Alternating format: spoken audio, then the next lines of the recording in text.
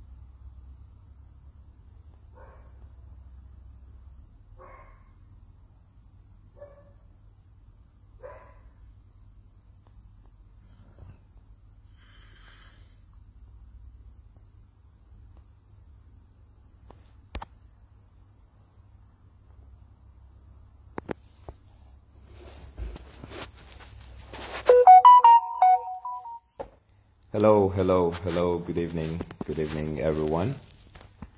It's been quite a while since I came on Facebook Live or any other social media platform. I've been on a long hiatus, a great break, but sometimes events force us to come out and speak, not because we want to criticize, but we want to encourage the debate and also put things in perspective, because this country is ours. And the way things are going, it's rather unfortunate that civil society is not adding or lending its voice to amplify some of the governance issues that we see in this country that are cause for concern. And I think it's high time that we get up collectively and speak about what we feel and think it's bringing this country to its knees. Well, as you're all aware, we've all heard the news about Senegambia Bridge. And it's rather unfortunate that all of us got the wind of it through South African media, not our local media, not our government, but South African media. We also know that the government has signed an MOU and it wasn't announced to us. So transparency is one of the issues that are raised on this particular transaction. And first and foremost, I want to commend the Ministry of Finance, particularly the Minister, for thinking of how to raise funds without adding to our bloated domestic debt, which is great. But no one is an island, and consultation leads to an optimum output. And here I feel like the government didn't widely consult to maximize the best result or scenario we could have found ourselves into. Now, the government of the Gambia, according to the minister's statement on the video from that South African TV channel, was very clear.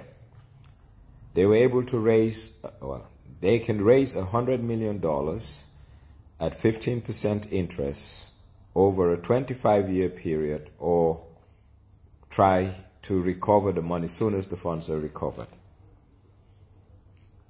Well, is that a very good deal for the Gambia? My answer is no, and I will tell you why.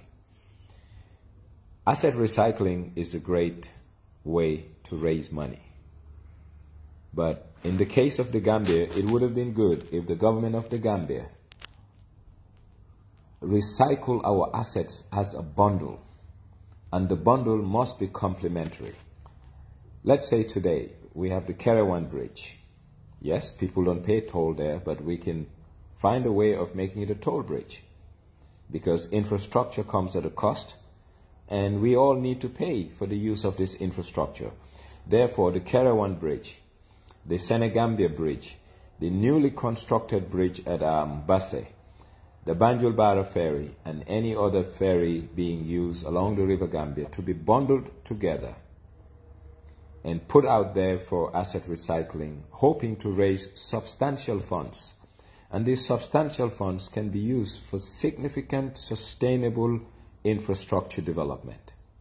When I say significant sustainable infrastructure development, I'm talking about development that will open up the Gambian economic space, development that will make the country closer, tighter, and more accessible. But I think in the case of the Gambia, we walk in what you call a silo mentality. What is a silo mentality? In a closed vacuum. Today, before we even talk about asset recycling, the government of the Gambia must have an infrastructure blueprint of the wish list of things we want to do and have them costed. Then we will prioritize and rank what we want to do, when we want to do it, based on affordability. Today, if you ask the government of the Gambia, what are you going to do with this 100 million? Most likely, they will use it on politically expedient projects to build roads that are not strong, roads that have been contracted in a manner in which the public is not getting best use of its funds, because we have a poor procurement system whereby kickbacks are just a way of life for the people who initiate these projects. So talking about the Senegambia Bridge, I deviate with the minister in many instances as it relates to this. I believe the process could have been more consultative. There are private sector participants in Gambia who are well versed with financial structuring. There are people who have worked in this area at high capacities who can help the government of the Gambia find a way to optimize the returns we're going to get on this. So, going by what the minister said that Africa 50 gave as a term sheet. A term sheet in a nutshell is the financing terms. We know that they're willing to give us 100 million. We know that it's at 15%. And the tenure is 25 years.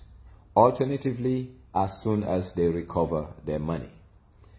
But we need to know that once an SPV is set up, a special purpose vehicle, that special purpose vehicle will create a company. The company will act as the management company to collect toll on behalf of the SPV. They will have workers, people who are toll collectors. Most likely they will invest in technology, i.e. CCTVs, etc. Also, they may bring expatriate staff who will be monitoring the project and make sure that payments are being made on a quarterly, monthly, whatever thing that's agreed upon. So at the end of the day, there will be operational cost. This operational cost will be a cost borne by the SPV, and it will be netted against total toll collected a month. At one point, the minister told us that they were able to collect nearly $1 million in a month. Good, but is that the best collection we can have? I think the answer is no. Why? Because there is no structured mechanism, structured entity to focus on the collection, enforcement, and make sure that there are controls to reduce theft and incidences that will lead to stealing. So that's number one. Number two, when all these funds are collected, what is government going to do with it, considering that we as a country, we have a very weak procurement system whereby people have been given contracts at bloated prices without even competitive bidding, single sourcing.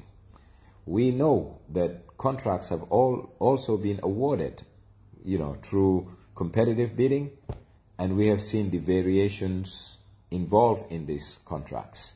So will the general public, will the Gambia get value for money as it relates to us foregoing 25 years of income on an asset that we own? I think the answer is no. So before we enter into asset recycling, we need to work on our governance architecture as it relates to public procurement, because we all know that public procurement in this country is very weak. If public procurement wasn't weak, people won't be crying foul about the Banjul project. People won't be crying foul about our COVID funds and many, many other things that we are all aware of. So let's always make sure that we don't put the cart before the horse, and we should clean our house before going ahead. But looking back into the bridge and the offer given by Africa 50, for me, the ministers should have come up with a comprehensive cabinet paper to cabinet, and in this cabinet paper, there will be 3 things that will be highlighted. 1, the need to go for an asset recycling program, the expected funds to be raised, but for us to know the expected funds to be raised, we should have hired the services of an appraiser to appraise the bridge and look at the potential, the revenue potential that this bridge will have for the Gambia. And once that is done, we look at the cost of funds. The people who are willing to give us money, how much are they willing to charge? Once we know all these factors, we now need to go into the market, local and international, to see whether the term sheet offered by Africa 50 can be matched by others. For instance, if we take an 18-year dollar loan, we finance whatever we want to finance for 100 million. Maximum we're going to pay is 6%.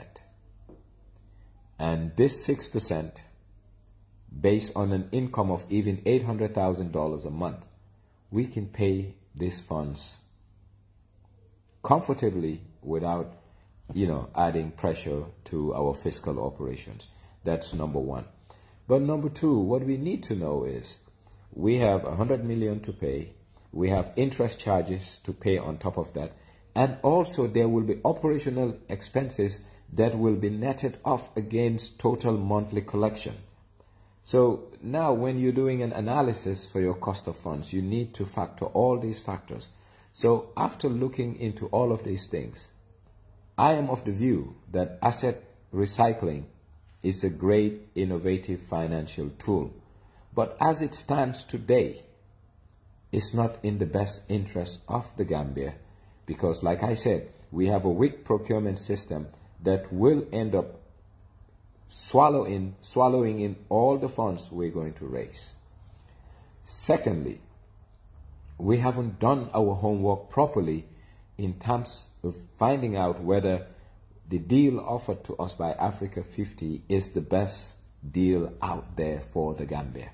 And thirdly, like I said, when you're doing something in any business, you have what you call stars. Those are your best performing assets, and you have dogs. These dogs are assets that gives you what you call contingent liability, meaning ongoing, you're spending money. NAWEC is a contingent liability on the government of the Gambia. GAMTEL, to a large extent, is a contingent liability on to the government of the Gambia. And equally, the ferries is a contingent liability on the government of the Gambia. So it would have been prudent, and it makes a whole lot of sense for the government of the Gambia to bundle, like I said, the Kerewan Bridge, the Bassett Bridge, the Trans-Gambia Bridge, the ferry services, and put it as a lump sum. And whoever wants to get into an asset recycling program gives us a program, gives us funding based on a bundled package. But at the same time, the government of the Gambia needs a comprehensive infrastructure program. What do I mean by a comprehensive infrastructure program? We don't need to have the money, but we need to dream. And in dreaming, we come up with the things we want to do, be it drainage, be it roads, be it ports, be it whatever. And now the funds that we'll get will be earmarked to some of the targeted areas in our infrastructure program. But an ad hoc, meaning you collect 100 million and you find a way and means to spend that 100 million, what you are doing is not a comprehensive development of the country, but you're doing a targeted development of the country. And that is bad, because most of the time that is politically driven. And once it is politically driven, what we end up having is not the best value for our dollars, or best value for the monies that we have to spend. So we need to have a holistic view of where we want to take the Gambia, and we have the infrastructure we want to build. Then we do the costings, and we go out and look for funding. And once we have funding, we look at the key priority areas. Because if wishes were horses, all beggars be riding. Therefore, not everything we want we can afford, but we should be able to do the bare minimum. And I believe, no offense to the Ministry of Finance and their staff, but there are certain things, I'm sorry to say, it's sometimes beyond the pay grade of the people who are working there. Not that they're stupid, but they don't have the requisite expertise to spearhead such a thing. Therefore, it would have been prudent for the government, one, to look for Gambians who are operating within the realm of financing, to give them good, relevant advice that will make sure that the Gambia wins. But I think the insecurities of a lot of people who work in governments oftentimes shortchange the greater good's interest, because they don't want to involve outsiders, because they think that involving outsiders exposes their weaknesses. No. We are all in a team, and the team is called Team Gambia. And we should come together and make sure we help Team Gambia to win. And making sure that Team Gambia win is by extending an arm to people who work in certain areas, like financial restructuring, financial mobilization, etc. And these people can help the government, even if it's at a cost, by hiring their services. We tend to get the best possible outcome. But if the people who are there, and some of them are just nothing but mere auditors, think they understand financing, they're costing the government money. And that's why it's good to consult. No man is an island. And one thing I've noticed in Gambia, like I said earlier, the Gambian, especially the public sector Gambian, tend to have a silo mentality, meaning we walk in close cluster spaces rather than having a holistic mentality whereby we extend an arm and call others outside to come and help us do what's right for country. A lot of Gambians, I'm sorry to say, have lost faith, confidence, and trust in the government because the government walk in the dark. We are the vested parties who own the country. And the Minister of Finance has been delegated by us via the Public Finance Act to act on our behalf. Therefore, it is prudent on him to consult us, which most of the time they don't, and they need to do that. That's number one. Number two, whether or not he believes that he doesn't need to consult Parliament, it would not have harmed him to consult Parliament. And that's what we call consultative administration. And in consultative administration, you optimize your outcomes. When you optimize your outcomes, society wins. This is not a victory for the Ministry of Finance if the deal goes through, and even it was to be at the least cost to the state. It's a victory for the Gambian if it's done the right way. But all we're saying is open up the space, consult people. There comes a time politics and everything is put aside for the greater good and the national interest. So consulting people that you think or feel are your critics, it's nothing but making you shine. It's nothing but making country better. But I think the debate about the Senegambia bridge should be extended past trying to recycle our assets, but to make sure that we have legislation to protect the inflows that we're going to get from this. Because imagine we raise $300, $400, $500 million, and we still have our existing procurement laws, I can safely say that 25 to 35% of the funds raised will end up as kickbacks in the hands of the influence peddlers and the bureaucrats and politicians who make these deals happen. So who's the winner? Individuals. Who's the loser? The greater good of society. So yes, Mr. Minister, I expect you to help us pass a procurement legislation that will reduce the interference of influence peddlers, technocrats, and politicians. Then and only then, our monies, once collected, will be put into better use for the greater good's interest. If not, bulk or parts of these funds will end up going to individuals, people's pockets. And we're sick and tired of that. And this is the problem we have with our government. And we want you guys to know that we don't hate you. We want you guys to understand that it's not personal. But my great-grandchildren are going to pay for the $800 million that was given to Aristide 2 weeks ago. Because we all know that that whole 800,000 as partial payment on the Bertil Harding Road will end up in some people's pockets. We all know that. Why? Because we have weak procurement processes. So what you need to focus on as a minister is to strengthen the legislations and institutions before we start collecting lump sum bulk funds from assets that we own. That's the only way you can help Gambia. Help us by making sure that most of our institutions are strengthened, most of our legislation are strengthened so that the influence peddling that we all know and see in our system, even if it doesn't cease, it's reduced to a bare minimum that we can absorb.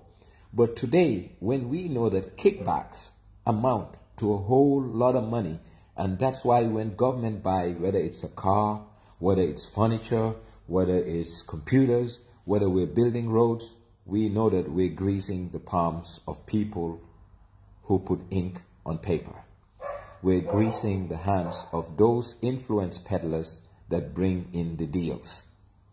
So our funds are not efficiently being used, and that is the key priority area that you need to focus on.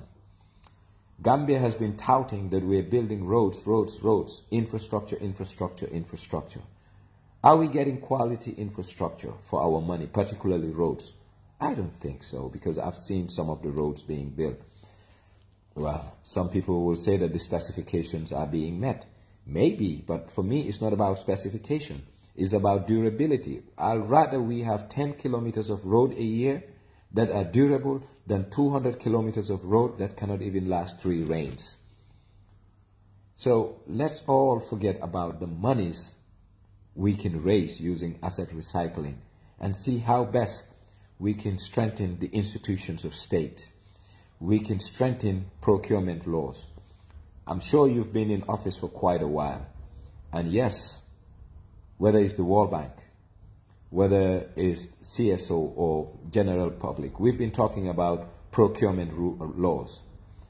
What has been done to ensure that there is a better procurement law? See, government is very convenient. When government wants to pass a bill that is of interest to them, it is expedited. We all know that procurement bill, anti-corruption bill, is not something that the government wants to expedite because the interest is not there. But today, if we want to pass a law that is of interest to government, government will do its utmost to make sure that the bill is laid at Parliament. So the sincerity of our bureaucrats and politicians are always put to question.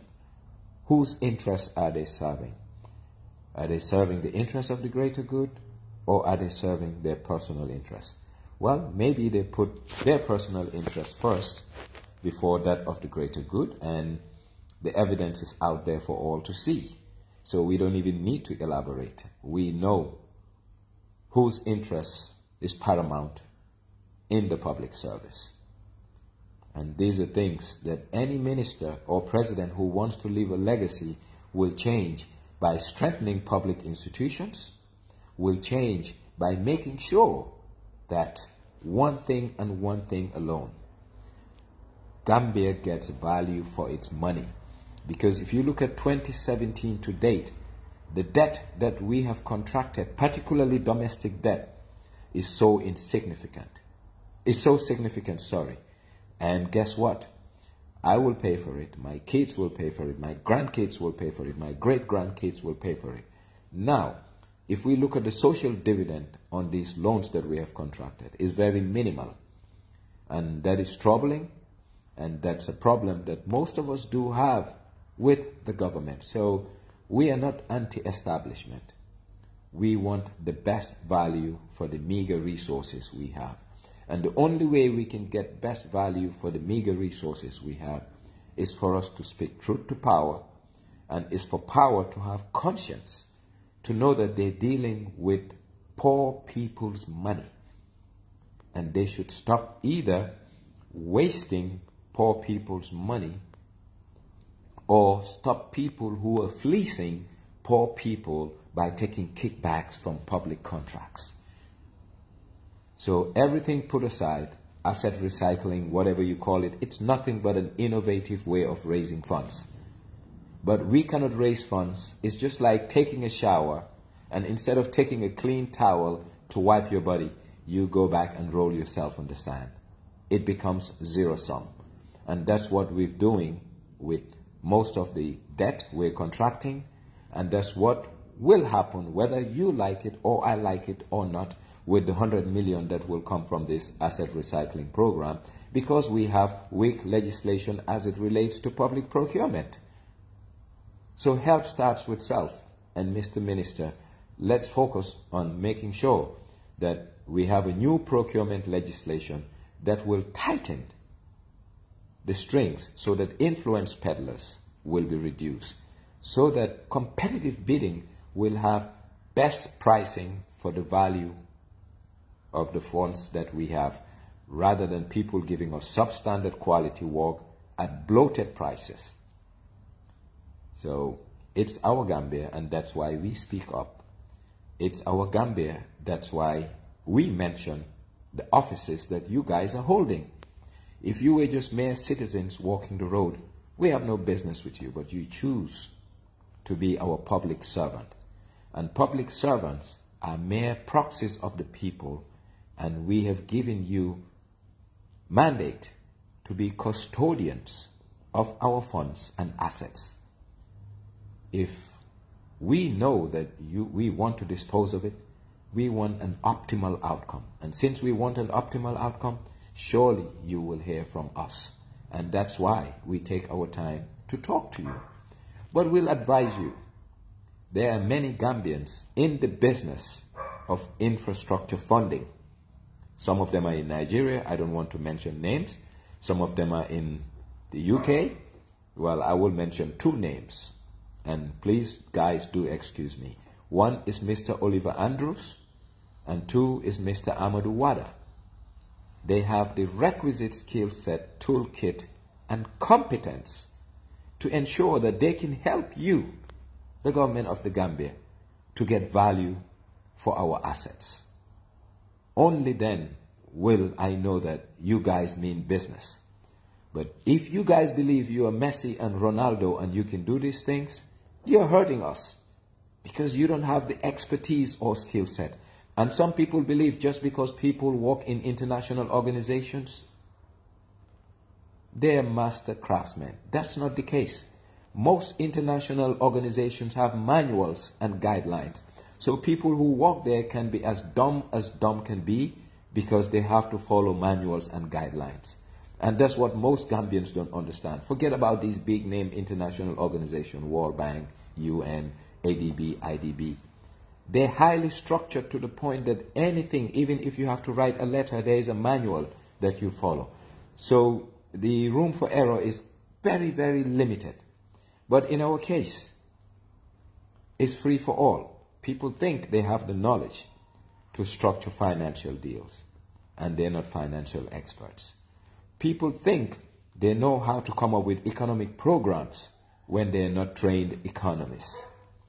But if you have people who are baduman lip ham lip, it becomes a political experiment. And Gambia, 2017 to date, has been a socio-economic / political experiment where people are doing trial and error because they don't have the requisite skill set or toolkit to do what they're doing. At the end, who suffers? The greater good of society, because we're paying for things that we're not getting the value out of. And this is a cause for concern. So you cannot love your country when you're adding a burden, a financial burden to your country. You cannot love your country when you're extending an arm and someone is giving you a kickback. You cannot love your country when you know that a contractor is giving you a bloated invoice, yet still you take it. We all use the Banjul airport, and we have seen how much millions of dollars have been put into the Banjul airport less than 18 months ago. Go there right now. You will be shocked. You will be angered. You will be frustrated, because we all know that the average Gambian is not getting value for money vis-a-vis the renovation of that airport. And these are some of the problems we find troubling. And these are the reasons why sometimes some of us, we speak out. Yes, we are tired of speaking out. Yes, we don't like it because a lot of people make us public enemies.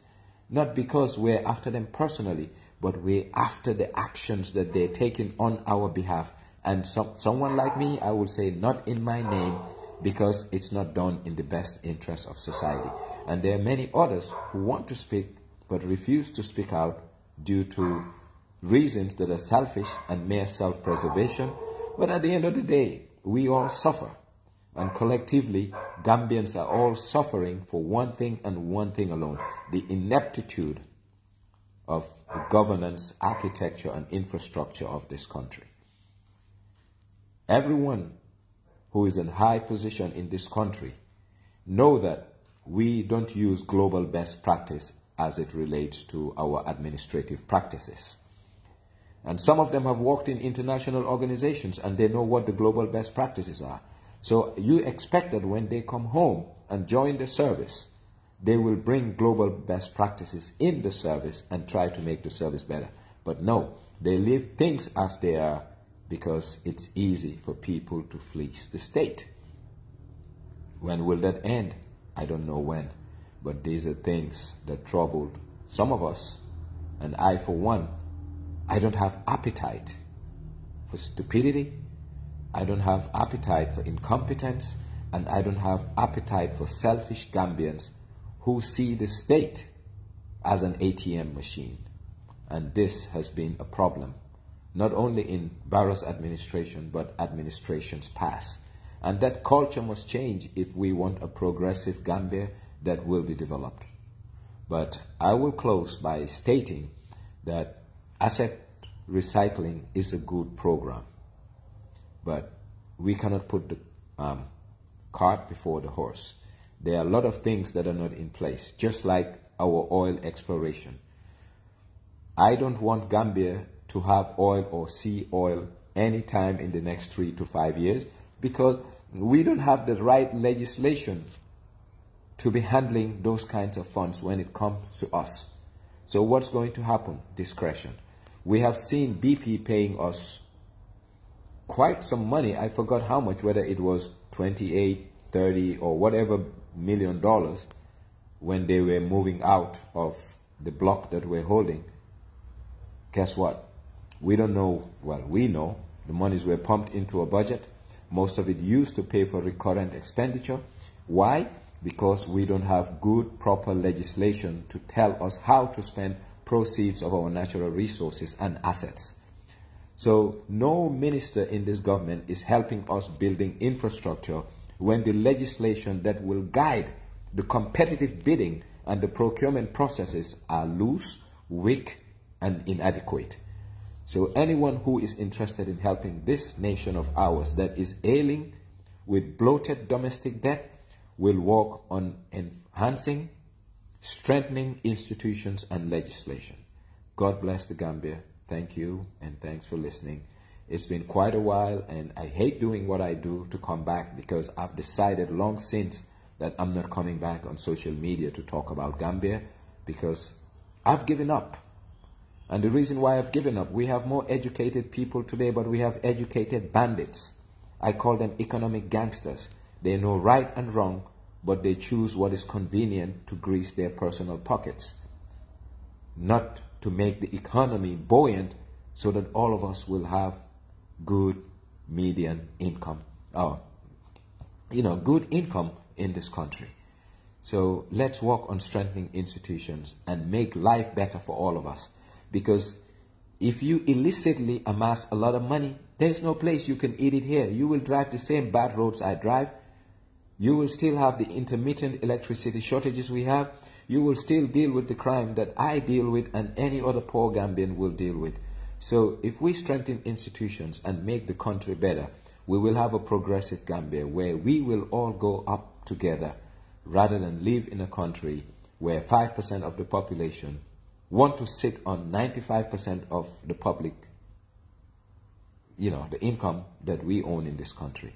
That's not equitable, and that's where social discord starts.